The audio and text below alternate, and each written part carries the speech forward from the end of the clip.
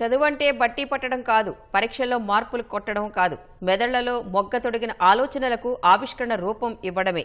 ఇదే సూత్రంతో ఓ టీచర్ జనం సమస్యల పరిష్కార మార్గాలను ప్రాజెక్టు రూపంలో విద్యార్థుల చేత అంకురార్పణ చేయిస్తున్నారు. ఉత్తమ ఫలితాలు సాధించి జాతీయ స్థాయిలో ప్రాజెక్టులకు పేటెంట్ రైట్స్ ని సైతం పొందగలిగారు. సంగారెడ్డి జిల్లా ఆందోళ్ జోగిపేట పరిధిలోని కన్సాన్పల్లి జిల్లా పరిషత్ ఉన్నత పాఠశాలలో సైన్స్ ఉపాధ్యాయునిగా పనిచేస్తున్న సిద్ధేశ్ సృజనకు జాతీయ స్థాయిలో 3 సార్లు అవార్డులు వరించాయి. సైన్స్ పై ఆయనకున్న మక్కువే వినూత్న ఆలోచనలకు బాటలు వేసింది. తనకొచ్చిన ఆలోచనల్ని విద్యార్థులతో ప్రాజెక్టుల రూపంలో చేయించి సమస్యలకు పరిష్కారం చూపుతున్నారు. విద్యార్థులకు సైన్స్ పట్ల ఆసక్తిని పెంపొందించి ఉత్తమ ఫలితాలను సాధిస్తున్నారు. పాఠశాలలు, ఆసుపత్రుల్లో గదులను శుభ్రం చేసే సమయంలో స్వీపర్ల కష్టాలను చూసి వారికి ఉపయోగపడాలనే ఉద్దేశంతో డెస్క్ లిఫ్ట్ అనే ప్రాజెక్టును రూపొందించారు. దీంతో ఎంతటి బరువైన బల్లలనైనా ఇట్టే లేపేస్తోంది, శుభ్రం చేయడానికి సులభంగా మారుతోంది. ఈ ప్రాజెక్టును రాష్ట్ర స్థాయిలో ప్రదర్శించగా బెస్ట్ ఇన్నోవేషన్ అవార్డును సొంతం చేసుకుంది. అనంతరం ఇదే ప్రాజెక్టు జాతీయ స్థాయిలో గుర్తింపు పొందింది. ప్రైమరీ స్కూల్ పిల్లలైనా, హై స్కూల్ పిల్లలైనా, ఏ పిల్లలైనా సరే వాళ్ళందరినీ సైన్స్ పట్ల మోటివేట్ చేసేవాడిని.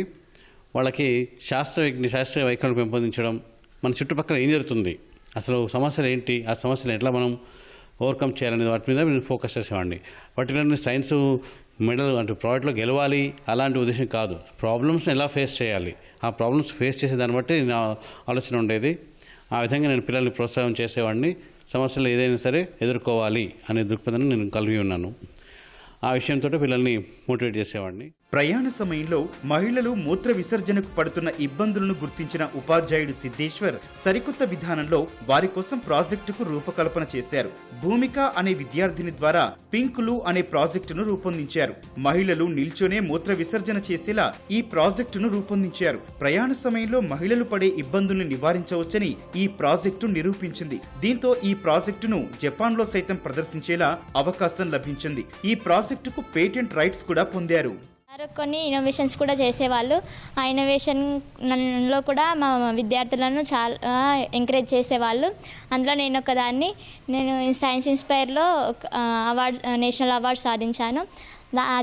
అట్లనే కాకుండా నేను జపాన్కి వెళ్ళడానికి కూడా చాలా సహాయం చేశారు సార్. విద్యార్థుల నైపుణ్యాన్ని గుర్తించి వారిని సిద్ధేశ్ సార్ ప్రోత్సహిస్తున్నారు. విద్యార్థుల ఆర్థిక పరిస్థితులను నేరుగా వారి ఇళ్లకు వెళ్లి పరిశీలిస్తారు. చదువులో ముందున్న విద్యార్థులకు మరింత ప్రోత్సాహాన్ని అందిస్తూ వారు ఉద్యోగాల్లో స్థిరపడే వరకు వారికి అండగా నిలుస్తున్నారు. చదువులో మెలకువలతో పాటు జీవితంలో ఉత్తమంగా స్థిరపడేలా మార్గనిర్దేశం చేస్తున్నారు. ట్రిపుల్ బాసల్లో చేసిన నాకు 10th క్లాస్లో సీట్ వచ్చింది. నాకు సీట్ రాని కూడా కారణం మా సార్లే. సిద్ధేశ్ సార్ చాలా అంటే స్పెషల్ క్లాసులు తీసుకునేటోడు.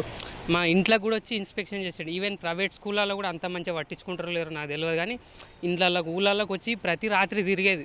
ఎవరు తిరగారు ఈ రోజులలో అట్లా గవర్నమెంట్ సార్లు అనేటోళ్ళు. సైన్స్ ల్యాబ్ ఈవెన్ ప్రైవేట్ స్కూళ్ళలో మంచి మంచి రీసెర్చ్ ల్యాబులు కూడా అట్లుంది మా స్కూల్. ఒక రీసెర్చ్ ఇన్స్టిట్యూట్ ఎట్లుంటుందో అన్ని ఫెసిలిటీస్ ఉన్నాయి అందులో. నేను మొన్ననే AW selection assistant executive engineer in irrigation డిపార్ట్మెంట్లో సెలెక్ట్ అయ్యాను. సార్ ఎప్పుడైతే స్కూల్కి వచ్చారో ఆ స్కూల్ వచ్చిన నుంచి మా స్కూల్ యొక్క రూపం మారిపోయింది.